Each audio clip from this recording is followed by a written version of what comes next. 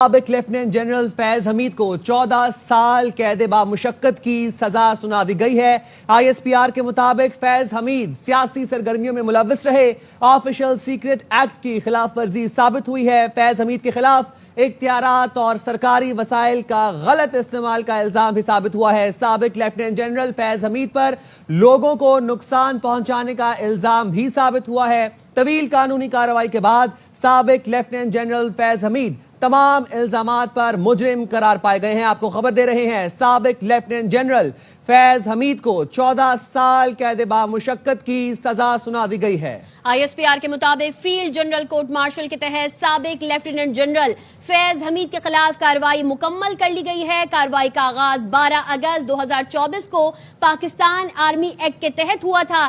کے field general court marshal K تحت سابق لیفٹیننٹ جنرل فیض حمید کے خلاف کارروائی مکمل کر لی گئی ہے۔ سابق لیفٹیننٹ جنرل فیض حمید کو 14 سال قید بامشقت کی سزا سنا دی گئی ہے۔ فیض حمید سیاسی گرمیوں میں ملوث رہے۔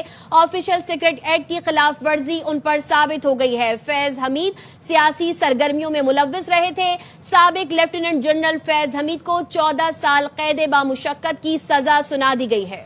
بات کر لیں گے اسی حوالے سے ایڈوکیٹ یحییٰ فرید ہمارے ساتھ موجود ہے۔ بہت شکریہ یحییٰ صاحب، آپ نے اربع نیوز کے لیے وقت نکالا۔ سابق لیفٹیننٹ جنرل فیض حمید کو 14 سال قید بامشقت کی سزا سنا دی گئی ہے اور فیض حمید سیاسی سرگرمیوں میں ملوث رہے، کیا کہیں گے؟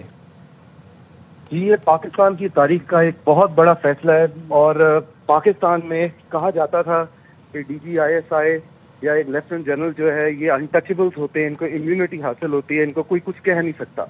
یہ جو آج کا فیصلہ ہے یہ پاکستان کی تاریخ میں ایک بہت بڑا فیصلہ دیکھا جائے گا کہ پہلی بار ایک DGISI کے خلاف جو ہے وہ اس طرح کے بڑے سیریس جو ان کے اوپر چارجز تھے اور یہ بہت ٹائم سے ان کے اوپر ہم سنتے آئے، ان چارجز کے اوپر ایک فیصلہ آیا تو یہ شو کرتا ہے پاکستان آرمی میں اور پاکستان کی سوسائٹی میں سیلف اکاؤنٹیبلٹی جو ہے اس کے اوپر بہت فوکس کیا جا رہا ہے، کیونکہ یہ تو ایک ایسا فیصلہ ہے کہ لوگ کہتے تھے کہ شاید صرف میڈیا میں اسپیکولیشنز ہوں گی لیکن ایک فیصلہ کبھی نہیں آئے گا اور شاید کچھ ہوگا نہیں، لیکن دیکھیں آج کے فیصلے نے یہ ثابت کیا کہ پاکستان آرمی میں سیلف اکاؤنٹیبلٹی کتنی امپورٹنٹ ہے۔